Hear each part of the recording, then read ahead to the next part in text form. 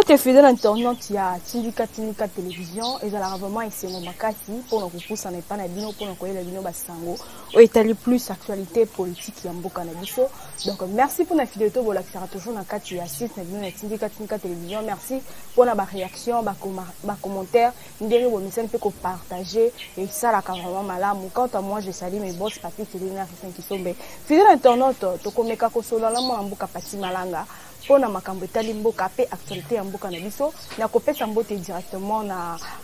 invité na ngai mbote mona mboka pati malanga mbote mingi mama Sofora mbote na bakongo mani baso ba kolanda biso bipai na bipai mbote pe na ba diaspora nyonso ba ingelo mboka ngele o ba kolanda biso na nzela ya chaîne na biso Tindika pe na pesi mokako swa na tambo konze ekolo mwana mboka Félix Tshisekedi na perchoir d'abord ya président Union africaine et salinga ile sengo makasi comment la lobby so Congo to komi sous honoré au kati ya ngwende ya Afrika uta setan depuis ta mobutu azalaki wana et lelo yo et to songi sous au kati ya perchoir wana et salibiso et sengo pe na tombeli mokako swa na président ya parti politique ngai honorable Élysée beaucoup moins na maposo communément appelé rescapé de débauchage mokako swa bisike zwamiye et lombe na etumba mobali ya somo bango nde bato ba ici mwana mboka mabunda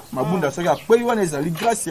ya parmi bilombe ya somo lokola entre autres honorable Élysée beaucoup mwana bato oyo bazwaki likanisi wana ya kokweyisa mabunda pe parmi les 4 pétitionnaires oyo basali te bakweyisa mwana mboka makalekale mwana mboka Ilukamba président ngai pe Élysée beaucoup mwana ina kati wana parmi les 4 pétitionnaires oyo bakweyisi Ilukamba makalekale lelo oyo tokomi siko na premier ministre sika to la gouvernement sika o lelo chambre haute chambre basse nyonso tombé en tout cas longonya lisusu na msala malamu honorable Élysée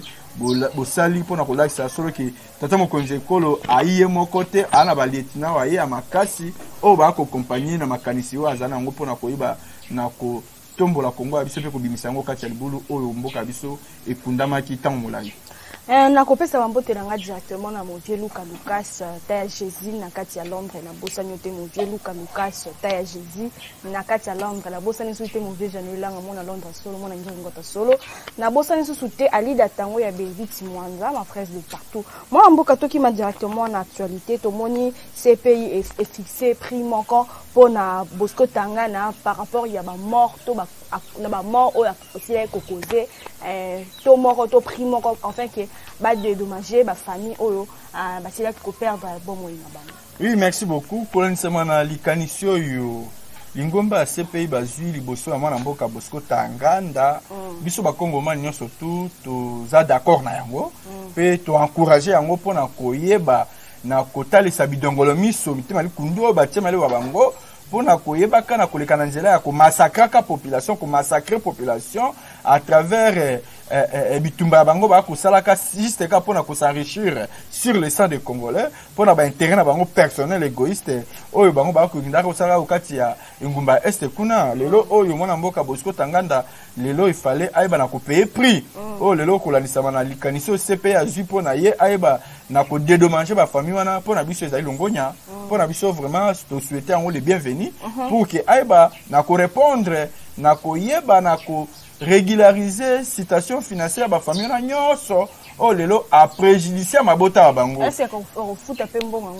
bon siko na likambo etali ko futa nde komi procédure mosusu wana to senga pe na CPI aiba na kozwa ba décision ba mesure sécuritaire na koyeba na kolandela yango na limemia pe na bokebi nyonso pour que mwana mboka Bosco Tanganda a fini ko futa misolo wana soki te bazola pe ba mesure lisusu disciplinaire makasi parce que d'abord ba Bosco Tanganda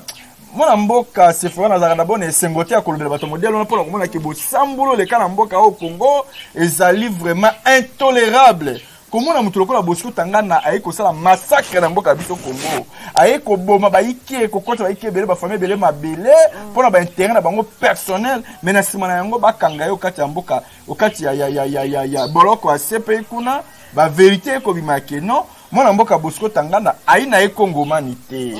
ndeko Bosco Tanganda aina e nationalité douteuse o lelo nationalité bima ainde Rwandais ai Congomani te mais ye aiki osala nini okati ya mabelo ya biso ba Congomani pe ba pesa ena grade yo kati mboka biso Congo ta bo sambulu o elekana ki na régime passé e biloko to lobi ekotika la suko zonga to kati mboka oyo komemena biso ba nationalité douteuse kokosa ke ba Congomani yango toza kolobaki il faut recensement et salema na ba instance nyonso ba recenser population ba kene ko recenser pe na ba service sécuritaire nyonso parce que na niveau service sécuritaire mboka biso maman se fera na koyebisa yo il y a que des nationalités douteuses. Dans le niveau de service, nous sommes en sécurité. En tout cas, nous sommes en insécurité totale. La service, parce que, bah, on a la carte de la situation qui les infiltrés. Bah, il y a Congo manité, bah, il y a étranger. Comme on a le lobo Sambulu, on a mboka Bosco Tanganda, à joie grade ya monnaie, no kati mboka biso Congo, kolandisama, na ba imposteur, ba prédateur, ba prédateur, ba scribe, ba pharisien, ba ndima. Ko pesa grade ya monene njokande aina Congo mani tester Rwanda e bato modèle wana to lingi so bazonga na mboka ote mais na kati ya kati armée ya biso na ba service à sécurité bato lokwa ba Bosco Tangana tilelo ba silité bazali yango moto lingi faut recensement salema tilo ba service nyo so mboka mais moi mboka recensement banda pe to baniti siko to mona apelo ko ya malonga te banda peuple to bande ko banda ko singa recensement jusqu'à ce moment to mona eloko te malonga tozana kondima cette fois-ci na pouvoir mwana mboka Félix Antoine Tshisekedi bakoyeba na ko recenser population ya biso tozana kondima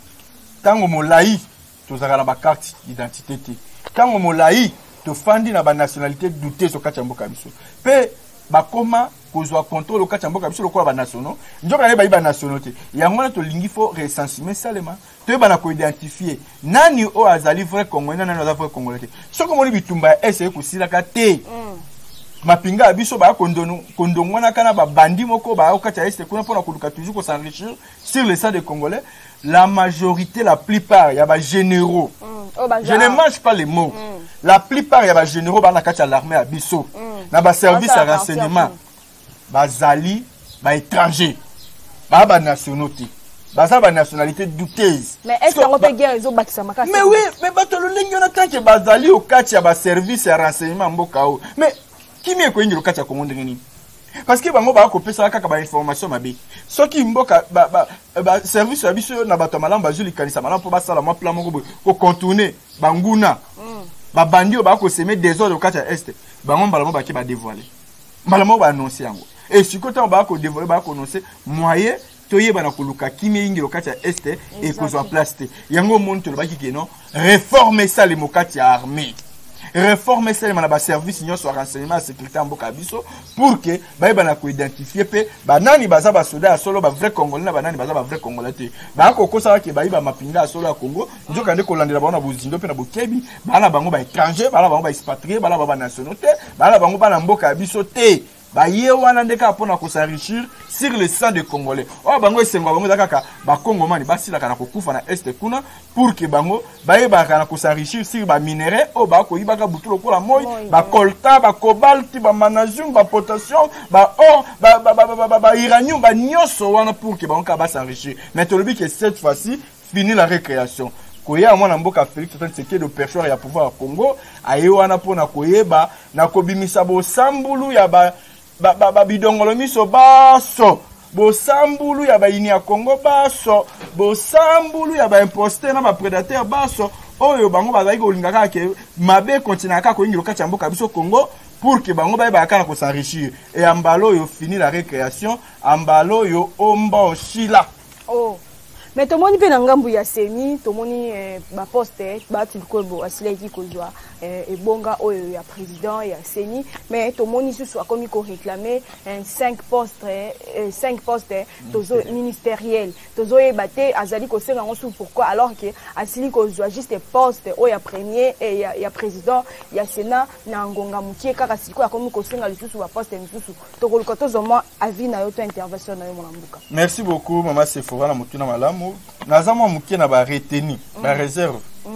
na information wana utukoloba mais toyoki yango za ko spéculer na ba réseaux sociaux na ba radio trottoir par-ci par-là ba kolobela ka yango tongo midi pourquoi qui mona mboka bati a komi ko réclamer les sous 5 postes ministériels maintenant na kozala étonné si na tie point d'interrogation si seulement si ba propos wana eutie pa mona mboka bati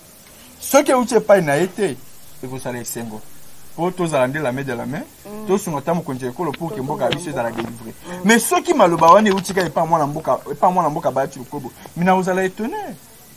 balobi soki okomela mai ebanzaka mpe source mwana mboka bayaki lukwebo ndeko Kabila alemba kopesa ye ata poste ya vice premier ministre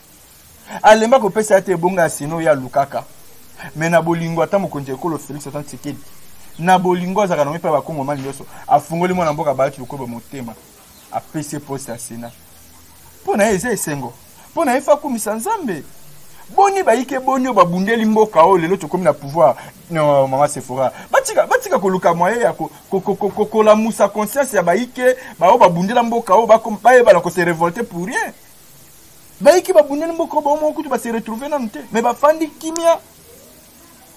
mais bino baoyo déjà bosenrichir na régime passé pe lelo o boye susu na régime amona mboka Félix Antoine Tshisekedi kolukaka kosenrichir mpona baintérêt na bino personnel égoïste ye est-ce que abosani bosambulu elekanaki na kati ya plateforme bango FDCA oyo esi ekabwanaki oyo esi epanzanaki oyo ti bakomaki na makanisi meme bayeba na kolimoge ye moko kolongola yo kati ya FDC wana mais na bolingo ata mokonzi ya ekolo Félix Antoine Tshisekedi oyo aye na voie ya démocratie justice alobi non oyo aza na droit na ye aza na raison na ye ayeba na korécupérer raison na ye asali maso lelo mwana mboka bayaki lukwebo ayebi ke FDC ese epanzanaki esi ekomaki bangambo ebele mais lelo oyo azongi na poste ya responsabilité mpe ya contrôle ya FDCA akokomisa nzambe te na grâce ata mokonzi ekolo te kolangisama na état de droit na démocratie na justice oyo na kati ya mboka biso te eboniboni ye na poste déjà monene oyo bapesi babiso soki okomela mai na lobi yango lisusu banjaka mpe source na bolingo ata mokonzi ekolo asali yo lelo au perchoir ya Sénat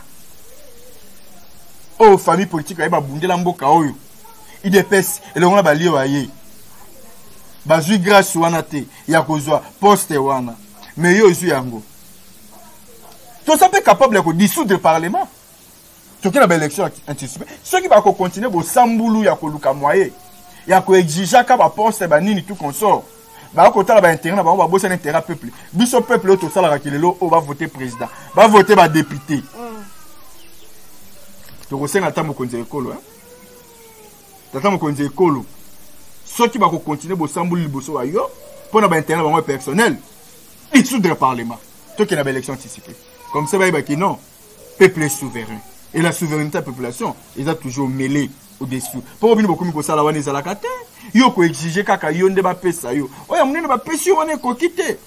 babaakisela lisusu autant de ministère bongo bayike mosu batikali bakobénéficie na nini biso bongo no baya droit toza d'abord na droit ya bité de guerre bayike oyo tobundela mboka oyo bakombato babundela mboka UDPS e balie wa ye oyo tata wa ye Konde Tshisekedi atikela ye ti siko babénéficie na nini baza na droit babengi bité de guerre bité de guerre mutu ake na bitumba longi etumba bapesaka bango baprime ya esengo biso mpe oyo lelo tobundi tosaliki tata mokonzi ekolo mwana mboka Félix Tshisekedi akoma ngwende ya pouvoir ya Congo toza na droit tozwa bité de guerre tozala babénéficiaire wana tozala babénéficiaire wana bapesa biso no part ya bité de guerre yango tobiki na gouvernement oyo ya Sama Lukonde ndenge partage ya gâteau ekosalema ya baposte ministériel batenir nano na bayiki oyo babundela mboka oyo bazwa nano part ya bango ya bité de guerre bapesi no biso baministère ya biso ya bité de guerre oyo tobundeli pouvoir oyo lelo alternance ezwa place ya mboka ya biso après nsima bakende na bapartage ya bango mais batala nde intérêt ya peuple biso bayiki tobundeli mboka oyo mpona intérêt ya peuple pour que changement kota mboka biso Congo ba Congo bani ba se retrouver ba sepela pe ba se sentir que non mboka yango ya biso to lingaki ezwa place yango sika komi kozwa place mais bazongisa biso lisusu na ba manœuvre na bango basalaki na régime passé ya Kabila te to lingiso ba biloko wana te bo sambulu basala ndeko Kabila ba limami mango pa mwana mboka président de la République Félix Antoine Tshisekedi biloko wana kozwa place te biloko bango balimba ya na ngwala ekozwa place te po biso ba parti malanga somé ba congolais to yikaka miso likola lisu to kolandela bango na bokebi pe na limemi nyonso to mwana mboka tomoni pe premier ministre asili ko consulter ba confession religieuse a consulter bango tomoni basi ko senga na premier ministre Sama Lukonde a atala makambo etali social et puis atala asa vraiment choix ya malamu mpona makambo etali gouvernement donc na kolukana za moi éclaircissement tomo liloba pona consultation aussi ko sala mana ngambo ya ba confession ya. Oui, merci beaucoup. Tout le monde qui va nganzambe ba épiscope ba kende ko mona mboka premier ministre Jean-Michel Sama Lukonde wana kopesa pe makanisi wa bango kolandisama na gouvernement sika oyo kobima un de ces 4 matins ezali mabete na makanisi wa bango ndenge balobi balingi ki gouvernement wana eyande au service ya peuple congolais pe balingi ki atia n'importe qui te atia des hommes capables, des hommes forts au bakoya au service ya bakongo mani no ya koyeba na ko se servir et ngai na koloba ki mwana mboka Sama Lukonde na gouvernement aye atia la biso ba wario kaka ndenga lobaki wana atia la biso ba homme du terrain atia la biso ba guerrier pamba te ba guerrier au bakoya au service ya nation au service ya peuple congolais. Cela veut dire que batia la biso ba ministre au un azana bolingo ya Congo et deux alingaka pe ba congolais. Parce que attends on nomme na docteur ceux qui des docteurs licenciés. Bon on na ba DEA tout le monde va travailler dans régime passé pendant 18 ans, il va porter Pandeko Kabila. Zéro libungu tulu et le comme côté. Ba ya ki on a uniquement pour ko s'enrichir, ko somba ko tonga ba immeuble, ko ba la ba 20 50, ko ça la folie au mosolo à Congo. Mais na minute yo tango bo sakana ki na mosolo mboka Congo c'est koki. Ba Congo mani longa ta mkonje ya mboka Félix Tshisekedi to fumwe déjà misu et comme so tango to stonga mboka biso Congo tango ba Congo mani ba sepela yango to lobi atira biso ba ministre o balingi Congo pe bazana bolingo ya Congo mais to moni de Congo ba ko porter implice ya malamu mais ceux qui muto alingi ne Congo te ala bolingo ya Congo te belo to mona ba nationalité du Tezwana atie auseloni. Mais tout le monde vient de comment le premier ministre Sama Lukonde a donné à moi panique, toi a donné à moi bobangi parce que ministre Ango et dépassé commis plus ou moins 48. Alors que bandé qu'on s'attendra à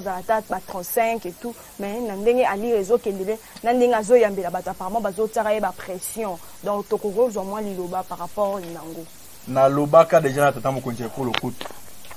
Et na lobi pe sino mwana mboka Sama Lukonde. Ala ndaka maloba na bisa tata mokonje ko lo. Son Excellence Monsieur le Président Félix Tshisekedi. Alors tata mokonzi ekolo ndengo koti ngwende ya pouvoir ya Congo koyeba na céder na caprice ya ba politicien te. Parce que ba politicien congolais ba lokola basi. Trop capricieuse. Na bisasa la pamba soki alandika ka embondo wana. O bango ba kosaka na bipale wana mboka ekufi. Ndenye moko pe na mwana mboka Sama Lukonde. Soki oye ko accompagner vision tata mokonzi ekolo. Oko céder na caprice ba politicien te. Oko céder na ba embondo na ba ona bipale ba ko sala ka wana te. Oko sala toujours constant, ferme, honnête, loyal na vision ya tata mokonzi ekolo kolandisama na posa ya ba congolais oyo ezali na slogan kaka moko o lelo ekoma lokola fondement le peuple d'abord. Yangonde au peuple congolais a kozila. Ceux qui les loyaux au cédé na caprice na bango na ba embondo bango ba ko sala kana bipale wana mais par ya peuple ko sala wapi to lobi ke to lingi susu gouvernement moko costoté un gouvernement budgétivore to lingi gouvernement ça la réduit tout au plus 40 à 45 c'est tout mais so lingi so comme ko dépasser yango bongo bango nyoso ba ko lela ka ba poste ministériel est-ce que ba poste yango ka ke suki na ministériel ba mandataire pe baiti ba ambassadeur pe baiti ba kukumese pe baiti ba administrateur pe baiti ba maire de la ba poste inde lube meke mais ba poste yango bino boko wela kaka ministre mais bobo mandeni na kuna ba ministère bozana ba agenda caché weza kuna botika ko distraire biso ba ike kuto ba bundeli mboko ba ba bénéficier te lelo mais esengo biso no ba ike poto zunde sommité à Congo. Et le reste, tu veux que peut s'améliorer comme Matabis. Mais bino ba obo koya. Bo komika koya na même système na comportement na bino bozaki na régime passé. Mais ko simbate parce que to obimisa bino na poisa. Ya on te bisi wana mboka Sama Lukonde. En tout cas, to lingio pour za jeune le quoi biso ba parti malanga. Mais zala jeune moko modèle. Yaka na philosophie asika. Ba idée asika. Innovation asika. Kozalaka jeune na nzoto te. Zala jeune esprit na mentalité na changement. Donc yaka na loko yo batikala komona yango te okati ya mboka biso Congo va ya sika nde obiso to lingi komela biso biloko ya kala wana te okoza no papa mukolo mais soki na ba innovation ya sika ba nouvelle idée eza malamu pe tolobi renouvellement des classes politiques tolingi si bilenge ya kala wana te po basala eloko moko te baporte na bango eloko moko te soki réellement bilenge ya kala wana balingaka Congo nde badémissionnaka na baposte ya bango te me babaki système oyo eza mabe tofanda nano to observer to analyser totala nini oyo avenir eza kobombela biso mpo na intérêt ya Congo bongo Kondo Etienne Tshisekedi oyo azalaki na Kabila amoni na Mobutu s'il te plaît amoni mosambulu ya Mobutu ke akomema mboka oyo na dictature asali nini alongo ya ye pe aponi voix ya ye voix oyo asali comme lit pendant 37 ans lelo tokomi si 39 ans pouvoir ce que continue kati ya IDPS et ali bongo lit oyo yandimaki comme sacrifice wana pona kolukaka ko sauver intérêt ba Congomani bongo yande famille waye na ye moko ba ipe na posa ba s'enrichir te ba se retrouver te ba papa waye na mama ye batangisa ki respect pour le bien ça la pe kati ya ba poste de responsabilité mais pour nini azaki toujours modèle bongo ba iki oyo misusu wana balingi kaka ba s'enrichir ba bénéficier non ba za pe modèle ya on tolobi cette fois-ci na gouvernement ya Sama Lukonde tolingi ministre oyo ceux qui omoni okokite démissionner démissionner mais toko bana ko bimisa bango nde biso ba sentinelle ya union sacrée biso bango oti biso ba sentinelle ya union sacrée toko bomba te oza même famille politique na ngai Pati Malanga ceux qui osali bosambulu na ko dénoncer yo ouvertement parce que toyende ko botela toyi ko bondela bato toyi pe ko bomba bato mabete soki mabe ezali toko bimisa balobi omoni ndoki belela soki tomoni mibi na kanyaka na kati ya gouvernement Sama Lukonde tokobelela bino parce que tout le monde a kalunge bolimbo zongi choka na même système et aussi mbaté cette fois-ci plus question toza déterminé na pouvoir oyo pe na régime oyo pe na gouvernement oyo ya Sama Lukonde faut ba ki oinde na ngambu ya monene parce que ba définio il faut relever ba Congomani ba somiso bango comme ikolo yo to comme na deuxième mi-temps match comme qui na aussi Congomani a causé la victoire a causé l'échec té et yango to lobi ati la biso nde ba joueur ya makacho ba benga bango lokola ba mbala mbuta biscotte ba sauver le Congo ba to lokola ba Élysée beaucoup moins na maposi o ba tele misanga nde peuple ba to ba tikala constant honnête loyal na Kondo Etienne Tshisekedi to lingi ba joueur wana ba sani ba kota na terrain. Mais tout le monde peut connaître Nanga appelle les chefs de l'État et les gouvernements et les parlementaires à accompagner le processus d'élection en 2023. Oui, merci beaucoup. Kolanisa mwana connaît Nanga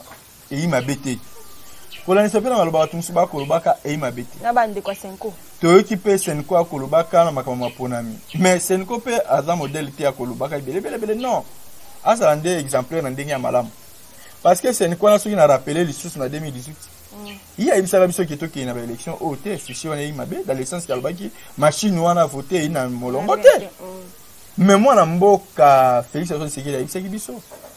nous allons aux élections même avec machine ou sans machine.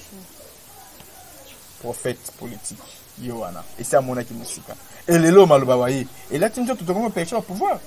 Biso bitumbo to bunda ko lanisa na Kondo Etienne Tshisekedi. À l'acception de la non-violence. Bitumbanaye est beaucoup plus basé sur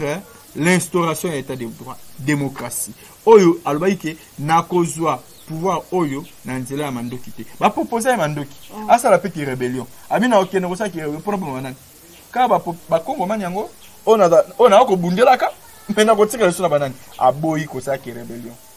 Akena nzela voie légale, voie normale. Oyo ya biki na papier. Lelo oyo il a bénéficié d'un côté mais moi na Félix Tshisekedi a bénéficié d'un et l'on ba Congomani baso balunga ki changement bon aussi ko biso bato lelo to lobaki pour que mais moi na mboka Félix Tshisekedi ça comprendre ki abi ceux qui oboyi mapona mokati ya mboka Congo na licho tata na bunda na ngai na ba Congomani baso bapona voix wana mais to koma ngwenda ya personne à pouvoir ko ndenge ni parce que biso licho biso ya non violence licho biso za njera biki ya papier licho biso za ine njera maponami.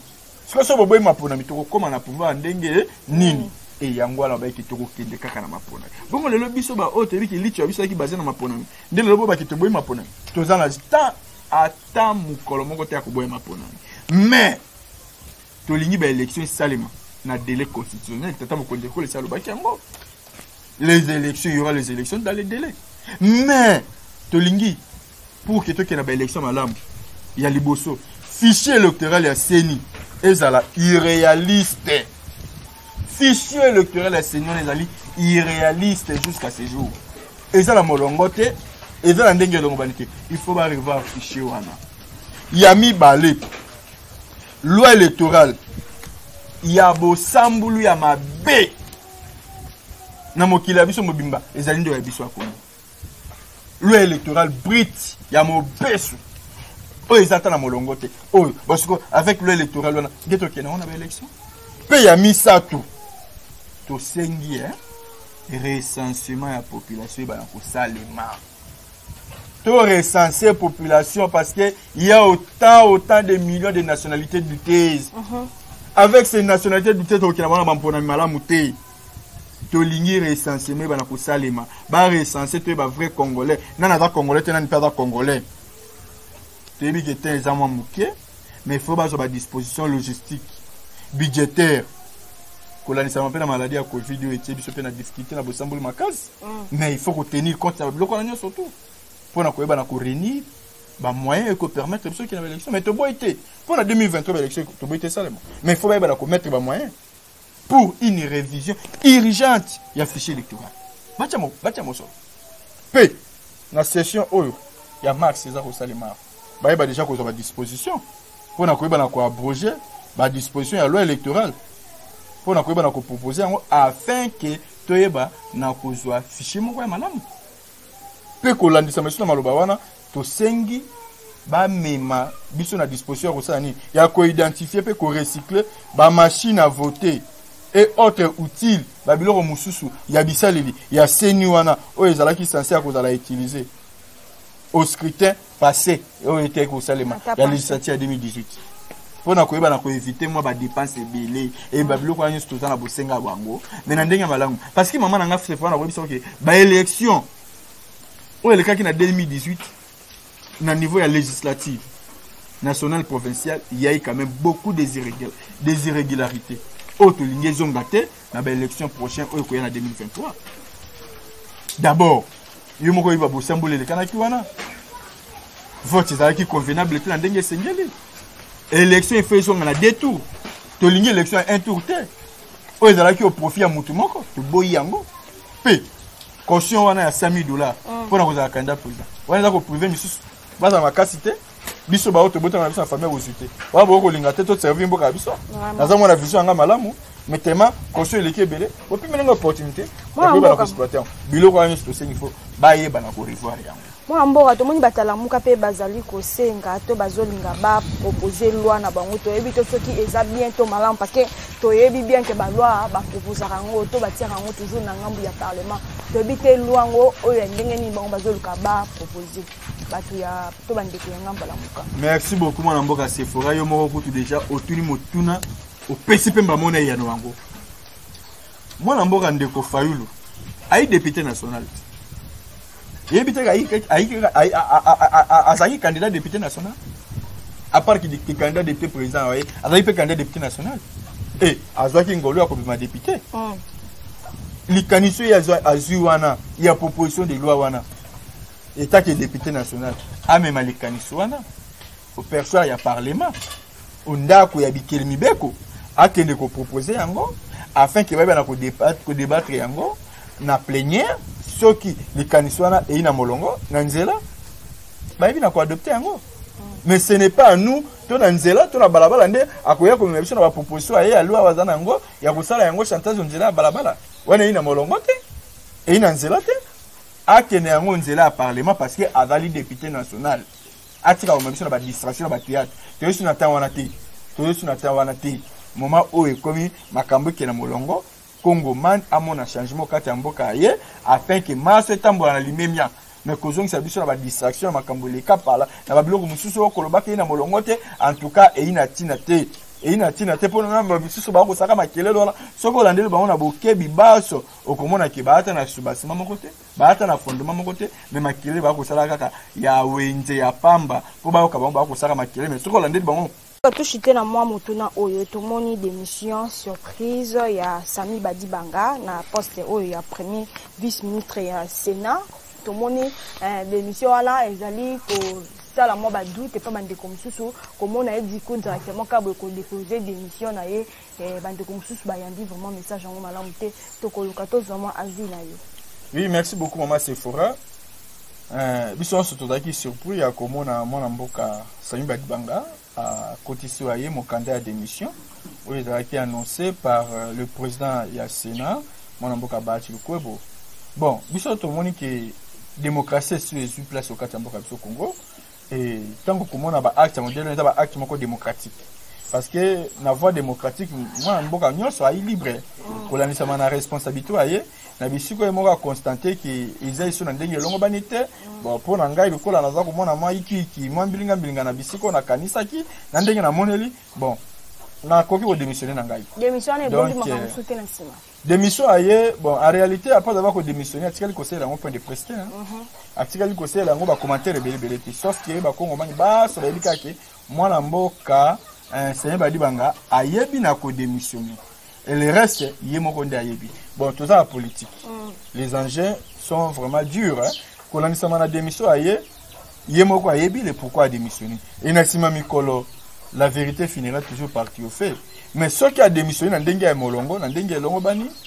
pona ko yeba toujours ko sauver honneur royal et aux amalamu mais ceux qui a démissionné na ba intérêt moko personnel voilà na ozamona ba réserve muke parce que minute yo tous sur na temps d'intérêt personnel égoïste petit tous ande na moment ya koyeba na ko servir peuple intérêt général ou ils allaient intérêt à la nation ou ils allaient au bénéfice ya peuple congolais voilà neza madame ceux qui démission yé na molongo pona koyeba na ko primer ou itali intérêt à peuple mission stokoloba longonya pona yé mokakoso mais ceux qui ils ont na raison mususu e batami wana ça n'engage que lui parce que yende ayebi nini esali ki a démissionné ya omoni azavuma na ba commentaire ebele te likolo na yango mais pona nga na yebi ka akidi acte na ya démission ezali acte moko démocratique ilo basu comment la mboka pati malanga poto komi na suka par rapport à makamyo soto si kolobela awa. Oui, merci beaucoup le basuka na koloba kaka na ba Kongo mani baso oyo ba kolanda biso bipai d'abord ba bana ko zo numéro wangai ezali plus 243 965 47 62